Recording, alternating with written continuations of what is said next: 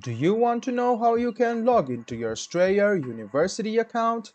If yes, then this video is especially for you. Hello and welcome to One2Step. It's your host back again with yet another interesting tutorial video. In this video, I'm going to teach you how you can log into your Strayer University account.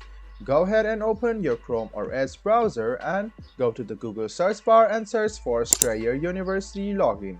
Click on the first link which appears on your screen. It will take you directly to the login portal, which is the official login portal of Strayer University. Now, what you need to do is write down your username, your password, and then click login.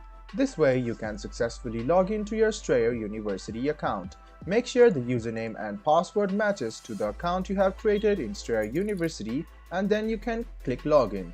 You can click forgot username if you have forgotten your username and want to retrieve it back, and you can recover your account or reset your account by clicking reset your password. I hope this video was helpful for you. If you still have any kind of confusion, please do mention us on the comment section down below. Like the video, subscribe to the channel, and do hit the bell button for more. Hope to see you in the next video as well. Until then, goodbye, take care, and make sure you enjoy.